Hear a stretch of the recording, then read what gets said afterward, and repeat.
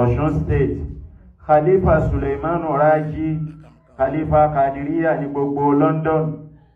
Àṣàdúrà bẹ́ẹ̀ fáwọn náà. Bíjọ tí yín ti ń lọ tírẹ̀wẹ̀sì ọba tí wọ́n náà záwíyà tí wọ́n dálẹ̀ Ọlọ́run ò ní jẹ́rẹ̀wẹ̀sì ọba láíláí. Dr. wa Ismail tí wọ́n bá wa sọ̀rọ̀ nípa Brexit àti current affairs àtàbọ̀rọ̀ lẹ́nu wọn, àṣàǹfààní tọ́pọ̀ lára wọn. Ọlọ́run bọ́ sàlékùn dáadáa fún yín. Bá ti wá dápọ̀ àwọn mẹ́tẹ̀ẹ̀ta yìí, àti kárí gbogbo àwọn àlùfáà tí wọ́n ń bẹ ń bí láwọn ọkùnrin. Èèyàn wá lè dápọ̀ àfáà nínú ẹ̀sìn kọ́ mọ́ dápọ̀ ẹ̀yin ìyá wa. Torí pé tá a bá dápọ̀ àsàlátù, ta ní ṣe àsàlátù púpọ̀, ẹ̀yin ìyá wa ni. Ọlọ́run ọba tó kó yín jọ pẹ̀lú àánú ẹ̀, ìbínú rẹ̀ kò ní fi tú yín ká. Ọlá la ilaha illallah, ọlá Muhammadun Rasulullah sallallahu alayhi wa sallam. Ní ọ̀rọ̀ méjì ni mo fẹ́ sọ. Alákọ̀ọ́kọ́ ọ̀rọ̀ náà ni wípé ìjọ tọ́lọ́run ọba fẹ́ dá wa. Ọlọ́run dá wa pẹ̀lú wípé máa lo ayé, mò ń wò ọ́ bó ló ṣe gẹ́sẹ̀ tọ́ bá débẹ̀, mò ń wò ọ́ máa lọ kí máa wò ọ́. Náà Al-Qur'ani lọ́lọ́run ti sọ bẹ́ẹ̀ wípé àwa tóun dá yìí ó dá wa pẹ̀lú pé tẹ́ bá délé ayé o ń wò bó lẹ́sẹ̀ fẹ́ ṣe. Bọ́ọ̀lù àti fẹ́ ṣe òní ni wípé ṣé tọ́lọ́hun ń fẹ́ láàmú ṣe tá a bá délé ayé ni àbí nǹkan mi. Kí ló bí ní pọ́lọ̀ ti dá wọn kan lọ́kùn ṣáájú tiwa. Àwọn kan tún bẹ Ọlọ́run dá wọn, ìgbà wọn bá nídìí Ọlọ́run nìkan ni wọ́n lọ bọ́lọ̀. Bí bùkátà wọn bá ti bíyá, bí bànújẹ́ ọba ti sí mọ́, bí nira ọba ti sí mọ́, they leave God on a side and they follow another path. To them, to worship Allah regularly is not a fashionable thing. They select the number of days and the purposes for which they should get near to Allah. Ọlọ́run ọ̀fẹ́ bẹ́ẹ̀, Ọlọ́run sọ̀tàn wọn fún wa nínú Al-Qur'ani, nínú Suratu Yunus, chapter 10, verses 12, 13, and 14. Ó ní wa idha massal insana durru, bí nira bá dé bá wọn èèyàn láyé, da'ana li jambihi aw qa'idan aw qa'iman, yóò pè wá bí pé Ọlọ́run sáré bọ̀, mo wà lérí ibùsùn.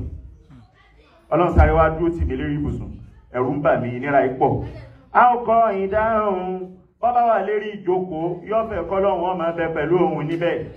Àkọ́ ìmọ̀ bọ́bá wà lè rí ìnàró yóò fẹ́ kọ́lọ́run ó sáré wá pẹ̀lú òun níbẹ̀ kí ni rọ́ lè lọ. Al-Qur'ani ní falamma kashafna anhu durrahu marra. Ṣùgbọ́n nígbà tí ìnira tó bá ní tó bá ti lọ tí ó sì nira mọ́ tó ti lọ. Marra ka'an lam yad'una ila durrin massahu. Yọ́ lọ yọ́ gbàgbé wa bí ẹni bóun náà kọ́ ní sunkún tí ń pè wá lánàá. Kadhalika zuyyina lil musrifina ma kanu ya'malun. A'udhu minash shaytanir rajim. Bismillahir rahmanir rahim. Wa idha massa Aya kejì ni ẹ bá ń ka ṣé wo Hamza. wa laqad halakna al-quruna min qablikum lamma zalamu. Ọlọ́nirú àwọn tí wọ́n ṣe báyìí tọ́já yí pé ní selected days ni wọ́n gbà wípé yẹ káwọn ní Ọlọ́run kí wọ́n bọ́lọ́run ṣe. Ọlọ́nirú wọn a ti pa wọ́n rẹ́. وجاءتهم رسلهم بالبينات. Nítorí pé wọ́n ṣàbòsí pẹ̀lú orí Ọlọ́run, àwa la dá wọn, wọn ò sì máa ń fún wa. Arúnjíṣẹ́ fún wọn, wọn ò gbòjíṣẹ́ gbọ́, wọn ò tẹ̀ lójíṣẹ́. وما كانوا ليؤمنوا كذلك نجزي القوم المجرمين. Èyí tá a fẹ́ kí wọ́n ṣe ni pé ká mọ̀ wá lọ́lọ́run jojúmọ́. Ká má ṣe ní selective. Nítorí pé wọ́n ṣe bẹ́ẹ̀, àpà wọn rẹ̀. The content of the first verse ò ní wípé àwọn kan bẹ́ o bára ń bá ní wọ́n nìkan ni wọ́n rántí Ọlọ́run. The content of the second verse ò ní wípé nítorí pé wọ́n ń ṣe bẹ́ẹ̀ yẹn we have let them meet up with their punishment, which is that as it destroy one. That is the content of the second verse. That is chapter 10, verse 13. And what is the content of the last verse? Chapter 10, verse 14. Ọlọ́run ní súnmọ́ ja'alnakum khala'ifa fil ardi min ba'dihim. Àwọn tá a wí ní tí wọ́n ń ṣe ọ̀tẹ̀ wa lọ́rùn àmú wọn kú lérí ilẹ̀. Àwa dá ẹlòmíì lọ́kùnrin, a dá ẹlòmíì lóbìnrin, àwọn la fi pààrọ̀ wọn. Kí l'Al-Qur'ani wá fi parí ẹ̀? Ó ní linanzura kayfa ta'malun. Ká lè wo bẹ́yìn náà bá dórí ayé. Bó lẹ́ ṣe lò ní mo fi sọ wípé Ọlọ́run ká wa nídà wípé ẹ máa lọ ná àwò kí lẹ́ ṣe. Àwa wá délé ayé, àwọn ẹlòmíì ń ṣèṣekúṣe. Àwọn tó dùn mọ́ mi nínú gbà mo dé London yìí. Àkọ́kọ́ tí mo wá London náà ni. Kápẹ́ ṣe wá sí nínú ìlú yìí lọ́dọ̀ àwọn Khalifa Kadiriya, Khalifa Raji Suleiman ní Dagenham, ẹni mo ti kọ́ ṣe wá sí. Jàmáà tí mo bá ń bẹ̀ dùn mọ́ nínú. Ìpé kápẹ́ nínú ìlú London, nílùú funfun, lọ́nà wá gbẹ̀sìn láyé báyìí, àṣekọ̀tán síbẹ̀. Ibẹ̀ náà wọ́n ti wá ń sọ fún mi wípé ìjókòó Kàdìríyà ti ń bẹ, ìjókòó Tìjàníyà náà ń bẹ. Lọ́dọ̀ àwọn jàmáà Sheikh Rabiu, ìjókòó Tìjàníyà ń bẹ ń bẹ. Pẹ̀lú ògbọ́lọ́ yín lọ́dọ̀ wọn náà níjọ́ Sunday tí ń bọ̀. Lọ́dọ̀ àwọn Sheikh Abdulkadir Al-Wajud, ìjókòó Tìjàníyà ń bẹ ń bẹ. Bẹ́ẹ̀ ni wọ́n wá ń dákọ̀ ẹ̀ fún mi lọ́kọ̀ọ̀kan. Ari wọn fi dáàkọ̀ jókòó tí yìí náà wípé jókòó tọ́lọ́ ń ta nẹ́bí tàṣàlájú ẹ̀bẹ̀ lọ́dọ̀ Sheikh Hamza ní àyín náà. Inú mi wá dùn wípé erípa àwọn tí wọ́n ti kọ́ kọjá nínú ìlú yìí pẹ̀lú Islam, erípa àwọn ọ̀kan ẹ̀yin náà dé, ẹ̀yin náà ṣe ti yín kùn. Nítorí pé láti jọ́ tí ìlú yìí ti ń jẹ́ ìlú yìí ẹlẹ́tì máa rí ẹ̀ta wàràwàrà Islam láti 1707 tí wọ́n ti establish United Kingdom of Great Britain and Northern Ireland. Láti ìgbà yẹn ẹlẹ́rìípa Islam ti ń bẹ nínú ìlú yìí. Nítorí pé 16th century àti ìgbà yẹn làwọn mùsùlùmí ti ń wá láti North Africa, wọ́n ń gbé London, wọ́n ń gbé Sìdání. Wọ́n ń wá láti Middle East, wọ́n ń gbé London, wọ́n ń gbé Sìdání. Wọ́n ń wá káàkiri àwọn ìlú ní Central Asia, wọ́n ń gbé London, wọ́n ń gbé Sìdání. Kódà kó tó dìgbà ohun ní Islam ti ń bẹ níbi torí láti 8th century tí ọ̀kan lára àwọn Anglo-Saxon kings ní Mercia tó fẹ́ píríǹtì minti owó tí wọ́n máa ná ní London yìí. Ó wá ní kí wọ́n lọ kó existing coins tí ń bẹ káàkiri ayé, wọ́n wá ṣe random sampling, wọ́n wá kó coins tí wọ́n ná nílùú báyìí. Nígbà tí ó wo èyí tí ó mú, èyí tó mú jọ́nà lọ́hùn ó lè tí Al-Khalifatul Mansur ọba tí ń sayé lọ́wọ́ lọ́kàn lára àwọn Muslim world iná ló lówó òun Arabic inscription sì ń bẹ lára ẹ̀. Ìyún ní náà ló lò ń bì pẹ̀lú Arabic inscription as far back as 8th century. Ìlọ́fà tó fi jẹ́ pé ọwọ́ Mùsùlùmí, ọwọ́ Ìsìlámù kò kú lẹ̀. Tẹ́ bá wá wo census exercise tí wọ́n ṣe nílùú ìníye 2011. Wọ́n wá sọ wípé the second largest religion tí ń bẹ ní London òun náà ní Islam. Tẹ́ bá kí ni proof rẹ̀? Wọ́n á rí i pé 2,660,116 tó ṣe déédéé 5.02% of the entire population ní UK iná ní Mùsùlùmí. Bẹ́ẹ̀ bá lọ Scotland 76,737 iná ní proportion Mùsùlùmí. Bẹ́ẹ̀ bá kúrò ní Scotland tẹ́ bá lọ Wales ẹ bá wí pé ní 45,950 iná ní proportion Mùsùlùmí. Tá a bá ti yọ 76 tá a yọ 45 gbogbo tó kù nù 2 million ní London bí lọ́wọ́. Mo wá bá yín dúpẹ́ ìpè nínú àwọn tọ́lọ̀ ń kọ́ mọ̀ ṣe láyé tí ò sí ẹsẹ̀ gbé tọ́lá dé òun ẹ máa lọ á máa wo bó lẹ́gẹ̀ẹ́sẹ̀ níbẹ̀ láàrin àwọn àtọ́lọ́ ìjọ tọ́lọ̀ ń dá wa. Mo ti júwe ibi tá dé òun wà nínú Al-Qur'ani chapter 10 verses 12, 13 and 14 tí jẹ́ Suratu Yunus. Ìní mo fi bá yín dúpẹ́. Hàmúdáhùn adúpẹ́ fún Olúwa. Ṣùkúrà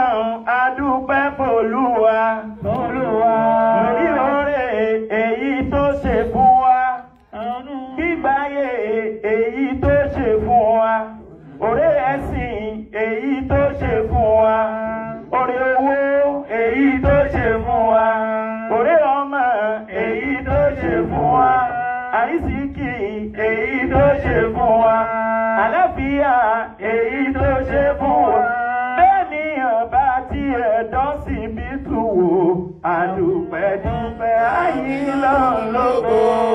Bènìyàn bá ti ẹ̀dọ́ sí títù wò. Adúpẹ́ dúpẹ́ ayé lógo. That is the first message. Mo sọ fọ́rọ̀ méjì mo fẹ́ bá wa sọ. The first one is to congratulate us. Wípé Ọlọ́run ní ẹ máa lo ayé, ìwò bẹ́ẹ̀ ṣe gbẹ́sẹ̀. Báwa ṣe gbẹ́sẹ̀ yìí yàtọ̀ sáwọn tí wọ́n ń select ìjọ tí wọ́n fẹ́ súnmọ́ Ọlọ́run. Kẹ́sẹ̀ torí ìnira tó dé bẹ́ẹ̀ nìkan la fi wá bí lónìí Sunday. I understand this is our usual practice. Every Sunday bá ṣe ń wá ní. Kẹ́sẹ̀ torí pé ìnira wà, èkìní kan wà, àwọn nǹkankan. We come every time that is select. Bá ṣe ń wá ìrọ̀lọ́wọ́ jà lè máa wá o. Àwa ti pọ̀ tó, bá ń bọ̀ kí gbogbo owó tún máa ṣiṣẹ́ bó láṣẹ pọ̀ sí. Iye èèyàn tó lúkálùkù bá influence àti mú wá iná ni iye ládá tí ó rí lọ́dọ̀ Ọlọ́run. Bẹ́ẹ̀ tí ń ṣe ìtọ́ba díjọ́ àlèkè àmọ́ tọ́lọ́run bá fi fọ́tò rẹ̀ hàn yín. Tọ́wọ́ akọ ládá tọ́wọ́ àfẹ́ni kọ̀ọ̀kan gbogbo wájọ́ náà lọ́run lásàbámọ̀. Àbámọ̀ ń tá ṣe ni wípé tá a bá mọ̀ pé bí ládá yóò ṣe tó ní ni we would have strived to do more. Ẹ yá gbìyànjú láti do more láti sìn. Bàbá wa ń pé tàǹsàsàlátù lábẹ́ Ṣéèkù Amusa ní London níbí kí ládùúgbò yìí?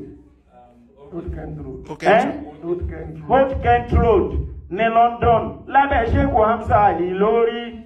Ìjẹ́ àsàlátù tá ń ṣe kí ni tá fi kún tí wà wọ́n fi jọ wà nábì tá ń sàsàlátù fún. Kí lànàbì ti sọ̀gá láàrin gbogbo àwọn ànábì Ọlọ́run tó fi dàbí ẹni pé kò síwà ànábì. Tó fi jẹ́ wípé òyìnbó gan-an tí wọ́n jẹ́ ọ̀gá kìrìsìtẹ́nì wọ́n pè òyìnbó kan ní Michael Hart. Ó kọ ìwé kan ó pè é ní 100 most influential people. Àwọn ọgọ́rùn-ún èèyàn tí wọ́n rí nǹkan ṣe jù láyé ọwọ́ àṣẹ́sì tí kò wá wọn ṣe ọwọ́ agbègbè orókè fàdà Muhammad. White ni o kìí ṣe mùsùlùmí o. Ìgbà tí ọwọ́ á ṣe assessment ẹni tó wá fún ní the best position ẹni tó wáyé tó rí nǹkan ṣe jù ó ń ṣe Ọlọ́run ni. Kí wọ́n lànàbì ṣe tọ́lọ́wọ́ bá fi nífẹ̀ẹ́ rẹ̀ kí lànàbì ṣe tóyìnbó fi nífẹ̀ẹ́ rẹ̀ tí kìrìsìtẹ́nì fi gbẹ̀gbọ́ orókè fún nǹkan mẹ́ta ní. Bọ́bá ṣe ọ̀kan àbí méjì lọ́lọ́run gbà mí láyè. Ìwọ náà wá wo èyí tó mú nínú mẹ́tẹ̀ẹ̀ta àbí nínú iye méjèèjì tí mo bá sọ. Alákọ̀ọ́kọ́ ń bẹ̀ ó náà ní wípé n tí ń dùn mùsùlùmí lọ́kàn tí ń dùn ìjọ ànábì lọ́kàn tí orí ṣe tó fẹ́ ṣe ń ba ànábì inú jẹ́ wípé ní àásìgbọ́ ọmọlẹ́yìn mi nìkan báyìí ọmọ wa ka lára tí ò ní ṣe tí ò ní rí ṣe. Ànábì ó wá gbìyànjú náà àwọn sàábà rẹ̀ nígbà tí ó bẹ̀ nígbà bá rí kó dúró sẹ́yìn ẹnìkan tó fẹ́ àchíìfù tí ò ti rí àchíìfù gbogbo ọ̀nà tí ó fi rí kìíní ẹ̀ àchíìfù ilà ànábì ọmọ bá sánà. Ẹ wá dé fún ilé case study kan rú ẹ̀ ọ̀kan lára àwọn sàábà nẹ́bì Sayyidina Umar ọmọ rẹ̀ iná ni Hafusatu ńgbọ́ dàgbà tó tó lé ọkọ lọ ọkọ tó fẹ́ tí wọ́n so igi lélẹ́rí iná ni Hunaysu ọmọ Huzafa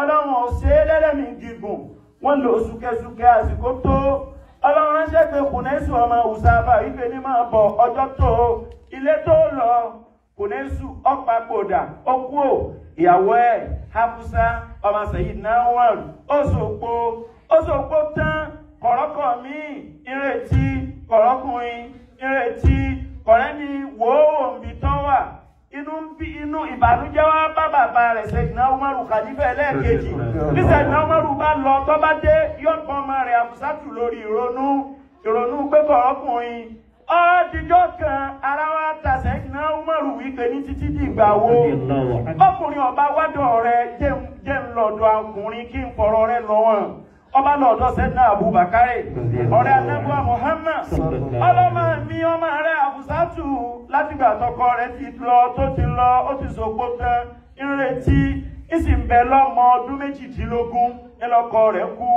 dákun ìwọ Abubakar wá fẹ́ ẹbọ́mọ mi ni àjọ wà lẹ́yìn àná Muhammad ni ilé rẹ̀ ló ti jáde ẹ̀tọ́ rẹ̀ ni mo tọ́ dédé ẹ̀tọ́ Al-Qur'ani tí wọ́n fi tọ́ ọmọ rẹ̀ ń lèmi náà fi tọ́. Abubakar gbọ́ wọ́n làwọn yóò jì kò fèsì.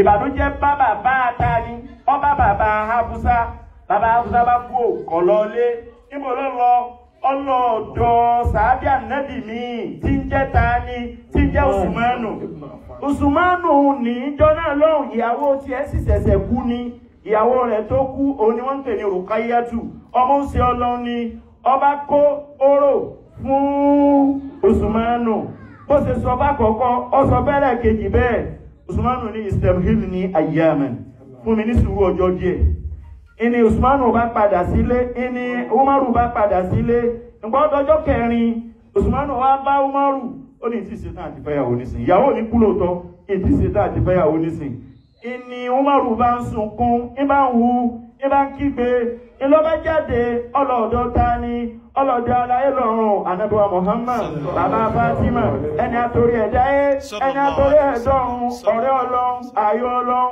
olólùfẹ́ Ọlọ́run olólùfẹ́ ti yín nígbà tí ẹ̀dá Umaru débẹ̀ àròjọ bó ṣe Ọlọ́run bó ṣe lọ́dọ̀ Abubakar èsì tó bá bọ̀ bó ṣe lọ́dọ̀ Sayyidina Usmanu èsì tó bá bọ̀ Ànábì wa rí pé inú rẹ̀ bàjẹ́ lérí pé ọmọ rẹ̀ sì lọ́kọ ó sì fẹ́ kọ́ lọ́kọ.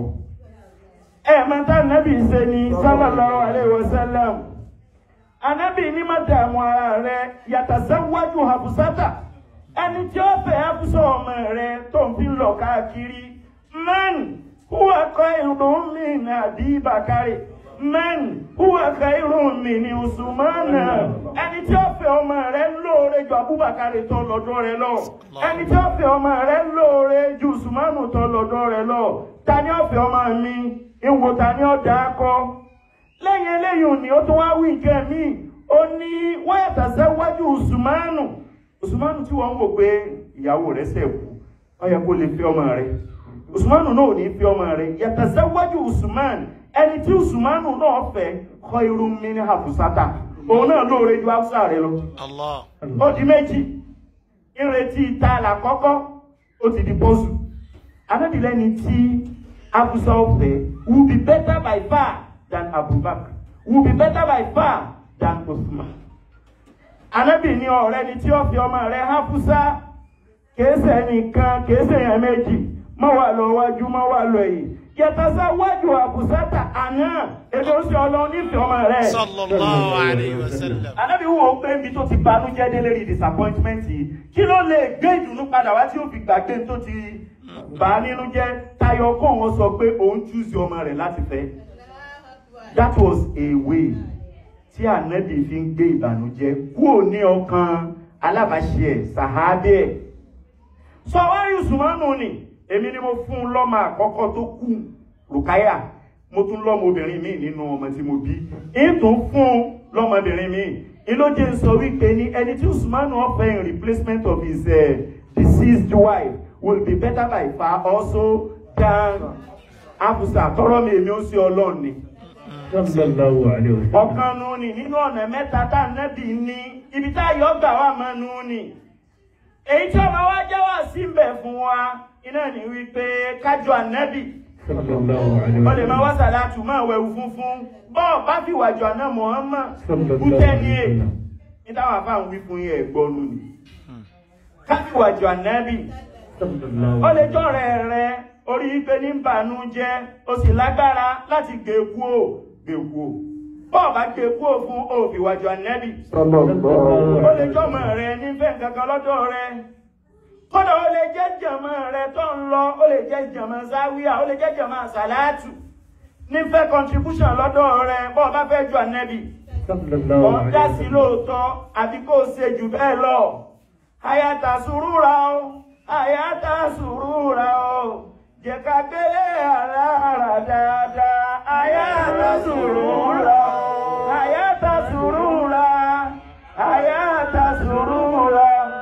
jẹ́ ká gbélé ayé ìrọ̀rùn àyàtà sùúrùra kí gbogbo wọn tẹ́wọ́.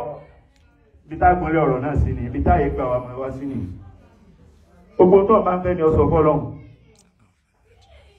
Òtúbà tí mo fẹ́ ṣe ládùúà tó ń ṣe yìí ó agbára rẹ̀ gbé nǹkan mẹ́ta ọ̀tọ̀ọ̀tọ̀ dákọ̀ nǹkan mẹ́ta tó ń fẹ́ báyìí pé nǹkan àbàtújẹ́ ní bẹ pẹ̀lú rẹ̀ dákọ̀ kọ́lọ̀ ń gbé lọ ọ̀kan nù ni báyìí pé nǹkan dùnú ni dákọ̀ kọ́lọ̀ wọ́n fà á wá ó ó di méjì nù ni wọ́n lọ́mọ tó fi ṣe kẹta capacity kútúbà tí mo fẹ́ ṣe ó gbé nǹkan mẹ́ta a ṣẹ̀ṣẹ̀ máa lo àwọn ẹni ọlọ́run tí wọ́n wọlé ọlọ́run tí wọ́n jáde wọ́n fẹsẹ̀ wa lé náà lérí ẹ̀ ó sì dá wa náà lójú ìtọ́ ọba tọrọ lónìí kóró ni ó ṣe àgbákọ́lá náà Muhammad tí gbogbo wa ń gbé gbogbo Sunday.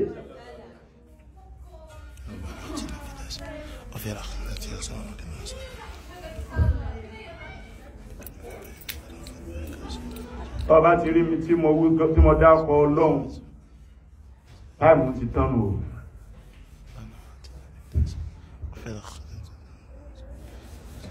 kọ̀kan bá o èèyàn kì í dẹ̀jà o èyí tá a bá náà bá ń sọ fọ́lọ́run torí wípé ní ọlọ́run ti ṣe àwọn nǹkan ó kó àwọn nǹkan ibi téèyàn sì gbà lọ́dọ̀ ọlọ́run ni o.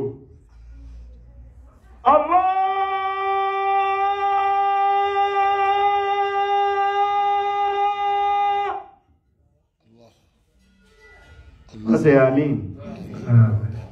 ṣe kàmsà àti ṣàdúà àti dàníyàn tó túnbà ẹyọ kan ní èmi ọmọ bẹ́ẹ̀ tí máa ṣe London o àwọn ọmọ gbowó àdúrà Nàìjíríà o a sì gbowó kútúbà bọ́ọ̀ bá ti fẹ́ kọ́lọ̀ wọn jẹ́ kádùn àyọ́ gbà tó iná ní kó mówó tó nítumọ̀ wa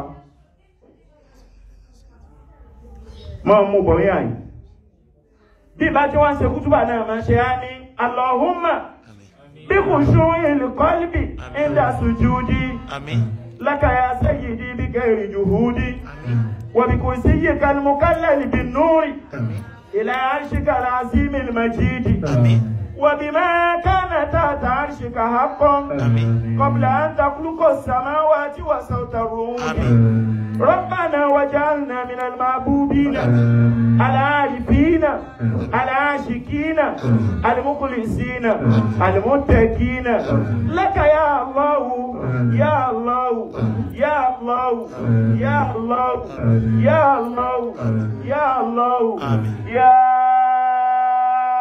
ودود يا ودود يا ودود يا ودود آمين بسر الفاتحة بسم الله الرحمن الرحيم الحمد لله رب العالمين الرحمن الرحيم مالك يوم الدين إياك نعبد وإياك نستعين اهدنا الصراط المستقيم صراط الذين أنعمت عليهم غير المغضوب عليهم ولا الضالين آمين آمين يا الله.